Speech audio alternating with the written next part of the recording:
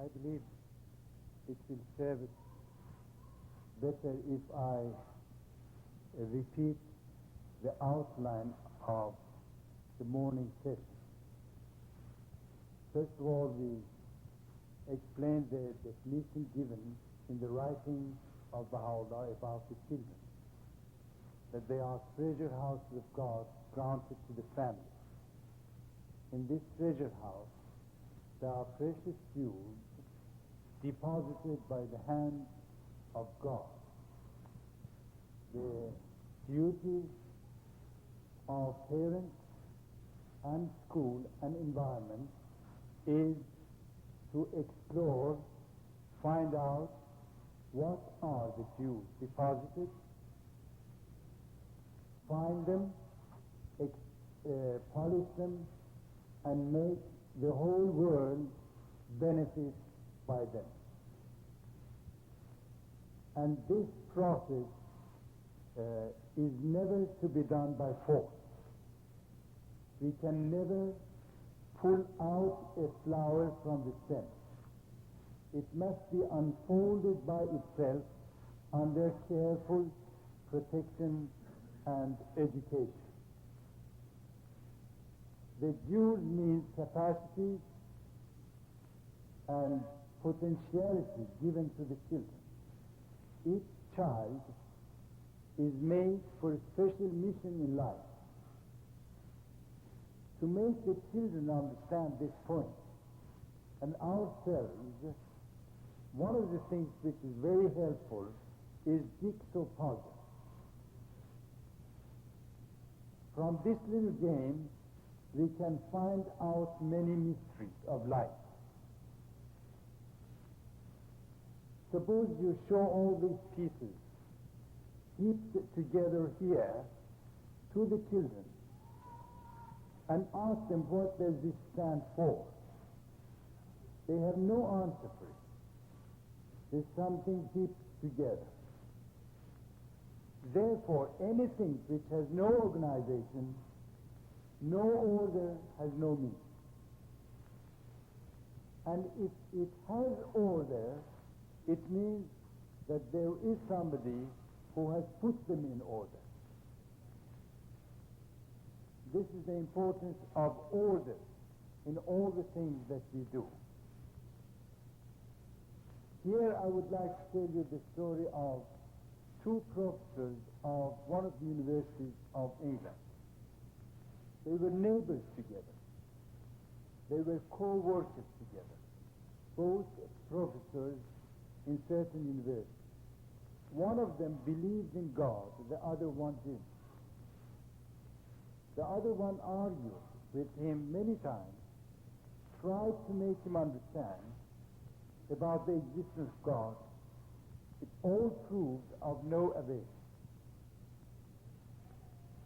The first one who believed in God started to make a miniature of universe. He placed a ball here in the place of the sun, and many balls around it, connected the whole thing into the electricity current, and when electricity came into it, they all started to revolve in their own orbit around the sun. It worked perfectly well. One day when his neighbor telephoned to him and said, I would like to come and have a cup of tea with you, he immediately plugged it into the electricity, and this started to work. The other man who denied the existence of God, the moment he entered the room, looked at it and said, what's that? His friend told him, I don't know, I didn't see it yet. He said, what do you mean that you didn't see it? It's in your room. And how does it work? Who made it? He said, nobody. It was just made by itself. Sprang up.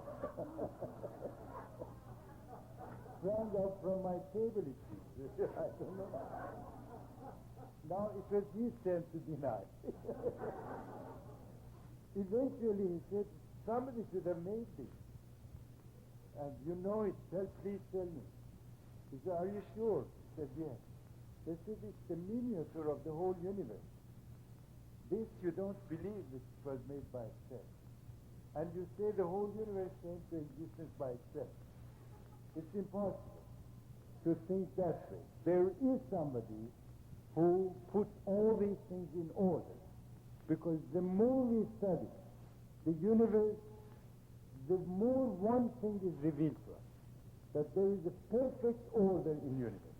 If there is order, it means there is a brain behind it. If things cannot come in chaos and perfect order, two together is impossible. And when the gift of these jigsaw pieces are here, you show the children just a heap of things, meaningless. But look at these little pieces and tell me which one you like and which one you do not like. The children usually pick up things of ugly shape and say, I don't like it. And before they do, you place these things on the other side. One doesn't like the color, then one doesn't like the size, the shape, and whatnot. Then start to work with them and put everything in its own place. Gradually, the picture will be unfolded to them.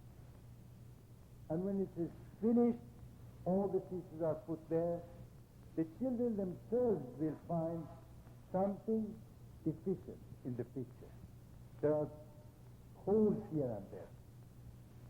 And they say, but we must place these things here and there. Well, the teacher will make them understand that these little holes, which are not filled, are the things which you did not like. Therefore, in your life, there are many things you don't like. But then you have a gap in your life. You must like the order of God. You must like what God has created. Then they bring the whole things together, place them in their own localities, and the picture is complete. The same thing you tell them in this great universe. It's so great, so endless, so immense, that we can't put them all together in our mind. Our mind is too small to contain the greatness of this universe. But let's understand from this little thing that each little star, each little piece of cloud, each drop of rain, each rays of the sun has its own place in the order of the universe. And we must accept them as such. And that's why Paula brought world order. Why at this time? Because this is the time that man will emerge from the age of infancy and will enter into the age of maturity. When the age of maturity comes, man needs order. Otherwise, man will not be protected. Therefore, each little child, with the capacity, with the God-given qualities, has a required place in the whole universe, in the whole creation. Let's never use the word, oh, you useless boy. No, he has a use in the creation. He has his own special place in the creation. We must try to find his place, and he must try to fill his own place in the whole of creation. The whole of creation will look to us like an orchestra. One person is guiding them, leading them. All should play special notes that all together will bring to us a great spiritual upliftment by the music that they play. The drummer cannot be considered as the least of all. The first violinist cannot be considered as the supreme of all. All are component parts of one organization. By the game of football, baseball, whatever the children see and exist in front of their eyes, try to show them the immensity of the creation of God, and that each thing has its own place in this immense and endless universe. And the same thing is true with children, of different sizes, of different talents, of different colors, of different potentialities. You know, there are children whose time response is very long. There are children who become mature at the age of 25. There are children who become mature at the age of 12. And it's our duty to wake them up always, as the Master said. Awaken them to this situation, particularly the youth. In one of the prayers of Abdul Baha, he says, well be it with the one who is awakened in the morning. It's true that this is about morning, early to rise for prayer, chant prayers and so on, but it has another significance. Awakened early in life. A young man who is awakened at the age of 14, he is knowing now that within 10 years he needs all the words of English that he must learn, all the laws of nature that he must know. Then he will be prepared for the age of manhood. Let's get them rid of the false conceptions of life. You read in many different books of the philosophers of today, of the novelists of today, of these people who have a machinery of writing books every day, and the whole book meaningless altogether. They inculcate in the mind of the children that the childhood is misery. Manhood is a miserable struggle against life and against nature. And when you get old, you just have a hopeless life altogether.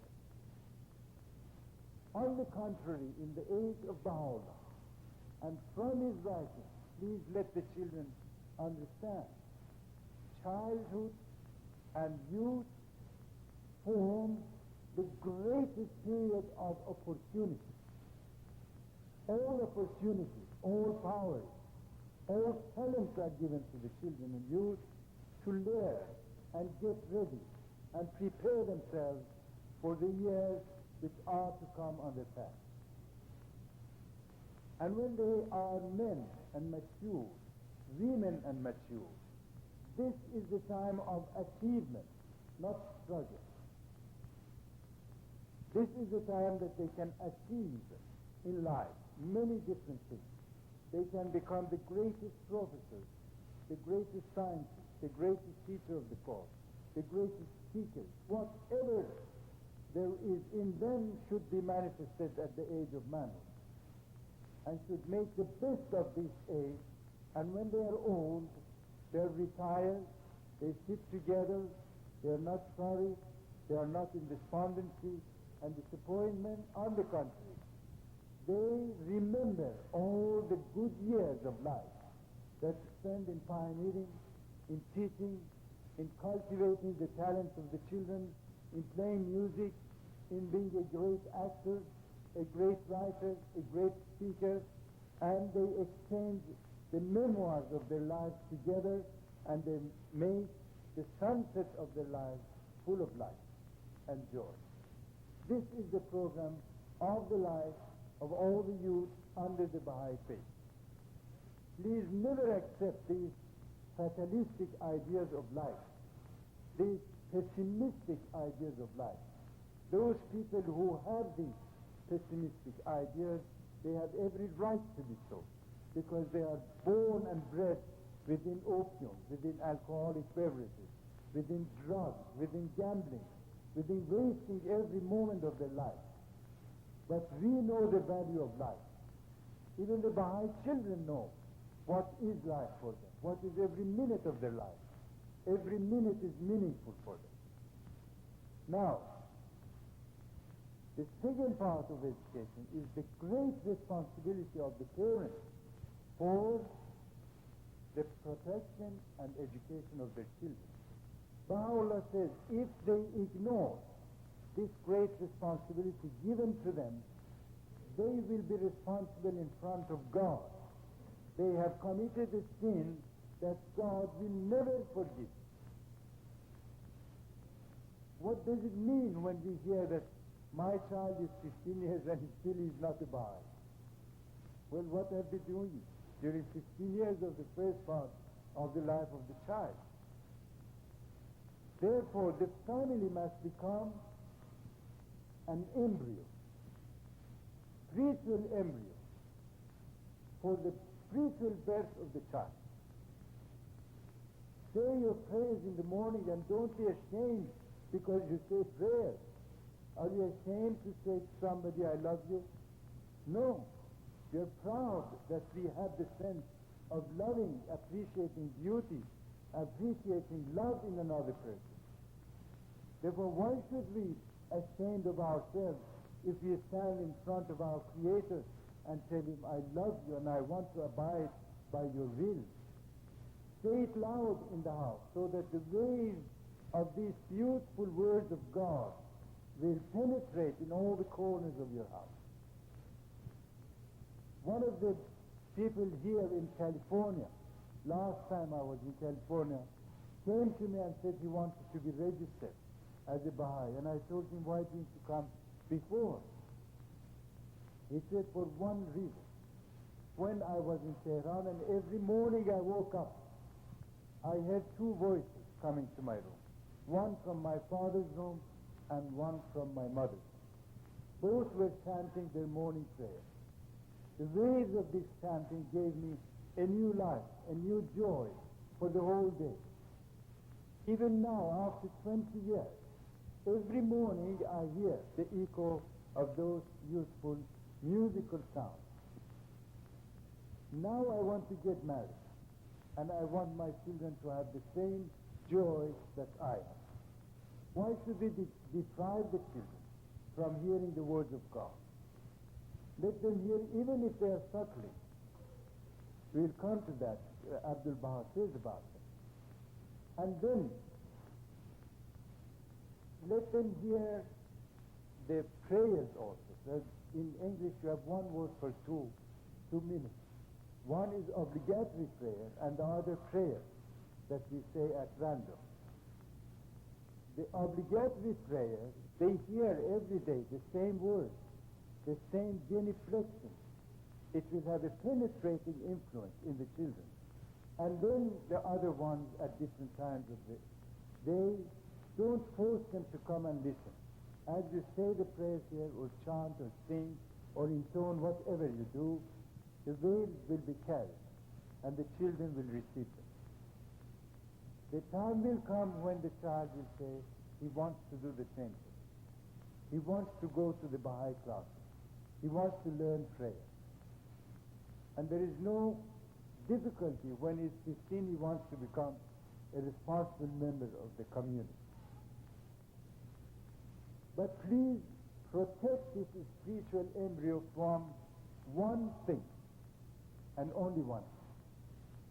When we are worked together under the canopy of God, with the permission of God, with the words of God, it means now our life belongs to Him.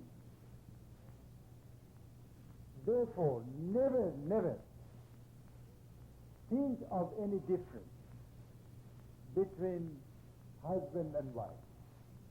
Let's never bring the reflection of the life of this 20th century, of the life of a civilization which is dying, of a civilization, the stinking smell of which has spread everywhere. Let's not bring these things into the Baha'i house. Let's sit in absolute unity. If there are difficulties, please support them for the sake of the protection of your children. Because of our deeds, the children may go away, may be tired from the life in the house, may hate the parents, and they'll be lost forever to us. Let's always think of the house as a place where they have been enjoying every moment of it. And the greatest enemy of this spiritual embryo is backbiting. Backbiting is like cancer. When it comes to a house, it's contagious. Removal of it is extremely difficult. uprooting it, the whole house will be disturbed. Therefore, let's never have this in our house. You know, the Prophet Muhammad describes backbiting as a person who is eating the flesh of his dead brother. He says, do you like that? Do you like to eat the flesh of your dead brother? He says, backbiting is like this. It's mentioned in the Quran. He says, two persons are accursed by God. One who backbites and the one who listens. Now, for example, a family may have tea here with some friends and the children playing over there. Suddenly one will get up and say, really this person who is elected as secretary of our assembly is not a capable man or a capable woman, and everything will be retarded, the assembly will not vote properly, he's not worthy, and so on and so forth. And they enjoy their tea and coffee and cake and everything with these bitter words. They do not know that these words, one by one, are carried to the children. In the mind of a child, secretary is obeyed. Spiritual assembly is obeyed. Spiritual assembly stands in the mind of the child in heaven. When it's obeyed, it's quite natural. When he speaks, say, let's go to Baha'i Sunday school. If assembly is obeyed, what happens to the Baha'i Sunday? Then at the age of 15, he'll never pay attention. At the age of 16 and 17, he'll go with other people. He'll go to the druggists. He'll go to the opium smokers, to those people who drink every sort of alcoholic beverages. And then we go to this man and that man, assembly, teachers and so on, come and help us. We have ruined our own family, and we want the others to come and re-establish the family for us. It's important. And I tell you, one night Abdul Baha came to a meeting, and as if his whole body had been shrunk, and he covered himself with old clothes, because somebody had been busy backbiting, and he knew about it. He couldn't talk. He was so sad. All doors of joy had been closed to him. Suddenly he burst out and said, I don't know who has taught people backbiting. He says, dear brothers, dear friends, Abdul Baha says, there are people who love differences, to create differences amongst people. And this man will come to you and say something, and will go to the other person and say the same thing as he had said to the other person, but on behalf of the first person. And when you ask him, I didn't say these things, why did you? He said, I told you didn't say anything. It means you accept whatever I say. He says, he doesn't know, and this one doesn't know. Suddenly a fire of difference will be started between two persons, and then this little fire will be changed into conflagration, and the whole Baha'i community will come to differ one from the other. And all the activities, assemblies, institutions will stand still.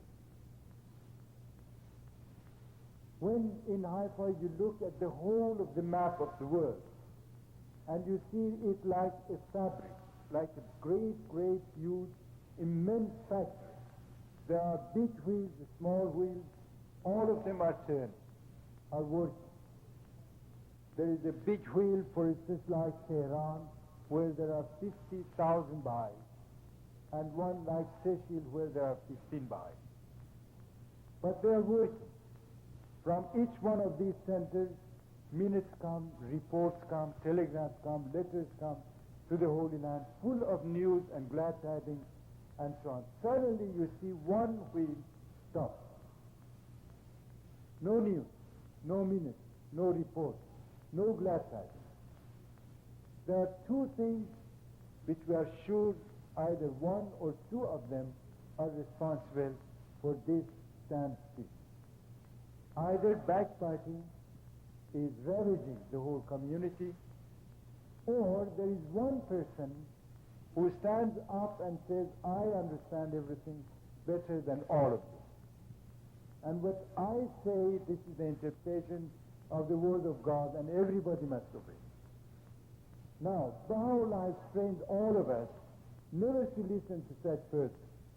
And he gets angry because we don't obey. We only obey institutions. We only obey interpretations given to us by the authorized centers of interpretations and by the House of Justice, not individuals. And then he starts going around, backbiting against the people, and disrupts the whole community. Then from the Holy Land, people should go there, and after weeks and months of work, the whole atmosphere will become again clear. Is this useful for us? God will never leave us alone to do these things.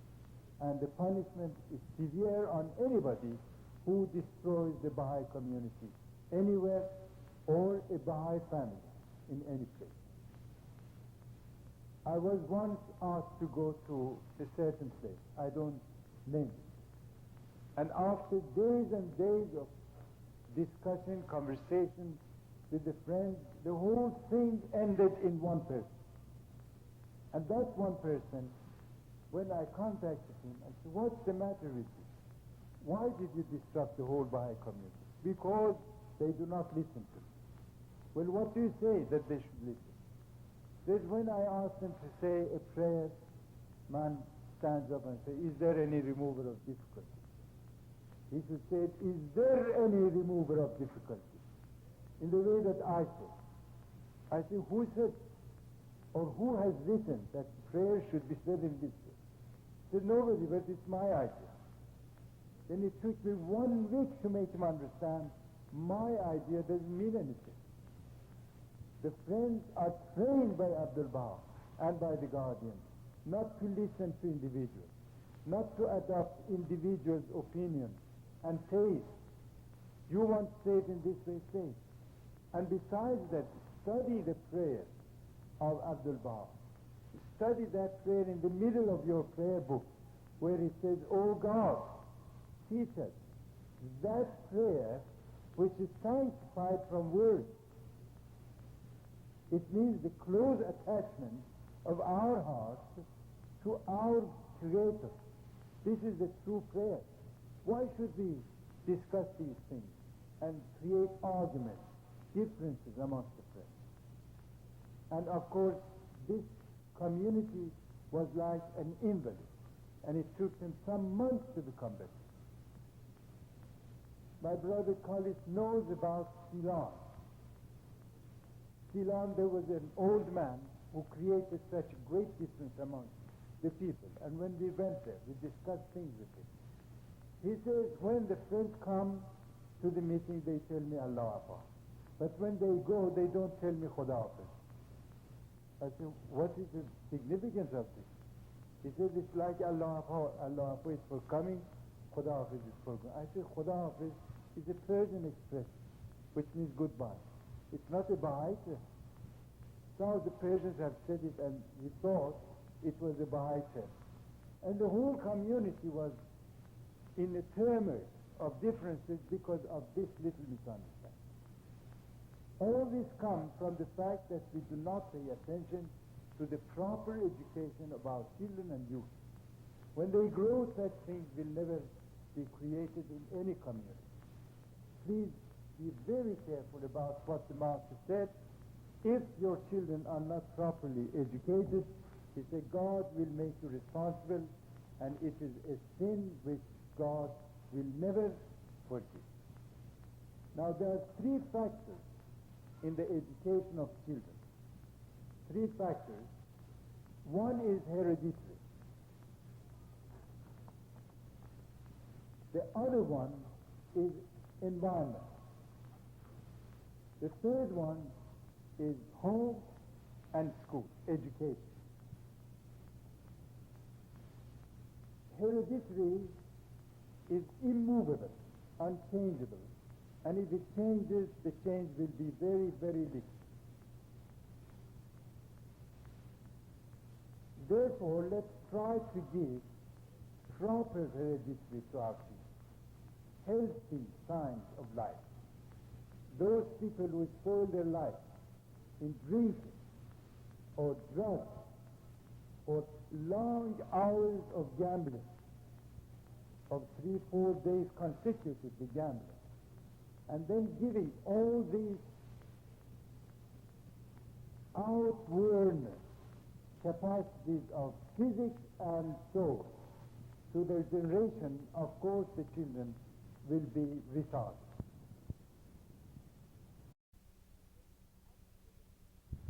Let's be absolutely clean in every possible way, soul and body. This is something made by God, like this made by somebody. The owner of this says to us, this is the way to work with it. And the maker of this physics says to us, alcohol is detrimental to your body. Drugs, more detrimental.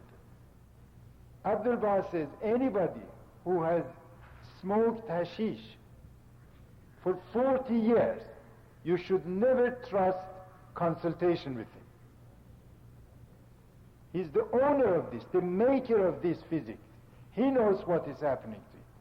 Therefore, let's keep ourselves as clean and sacred as possible so that what we give to our children will be also clean. Such children will be the fulfillment of what Abdul Baha said. In future, the Baha'is will be the head of all the scientists and all discoverers and all the great thinkers of the world. Education, the home and school together must work together, cooperate together. Unfortunately, at present time, we can't do anything about it. But therefore, the whole stress should be given by the Baha'is in the houses to prepare these children for this cold climate of outside environment, for this frozen climate, which is deadening the soul and body of our children. It's very, very difficult for them to stand the tests which exist in this environment, but the more we clothe them, we protect them, we strengthen them in the house, the better they stand against these tests. And the third is environment, which is extremely difficult to explain. The best definition that I have found is this: as the earth has a center of gravity, environment also has a center of gravity. The earth pulls down whatever it can. You leave this here for 1 second, here the earth will pull it down. If there is a screw loose in one of the planes, the gravity will pull it down because it's not healthy. Now, the environment has the greatest force of gravity. The moment our child or children steps into this environment, the gravity pulls the child down. Therefore, how much we must prepare the child to stand against this which is the greatest force.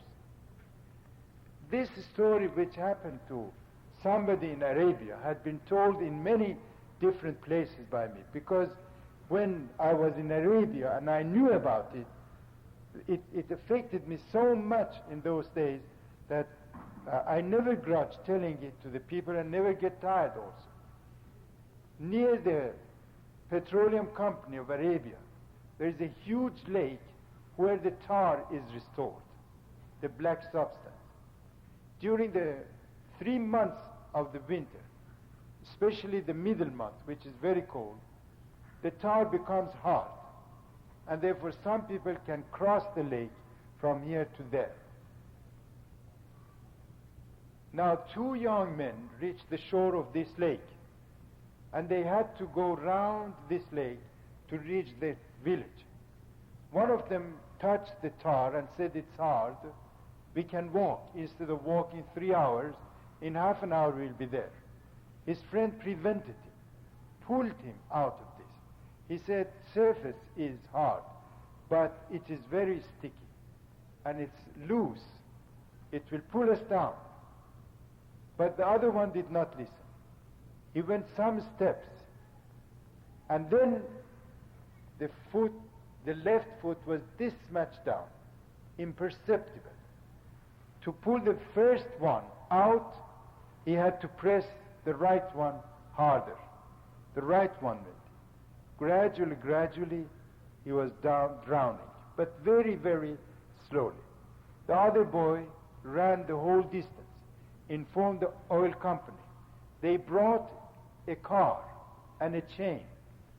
It was at the time when the child had reached here. They put the chain around his shoulders.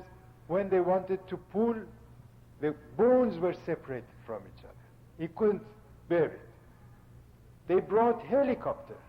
They couldn't pull this child out of this sticking tar. And gradually he was drowned.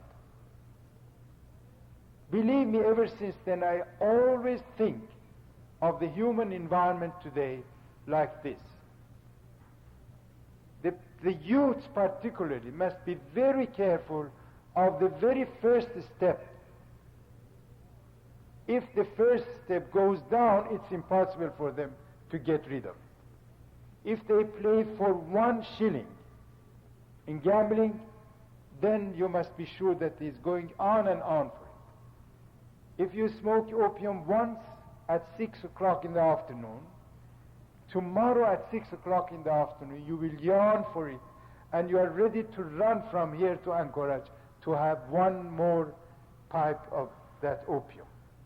They are so sticky, these evil habits of life, extremely difficult.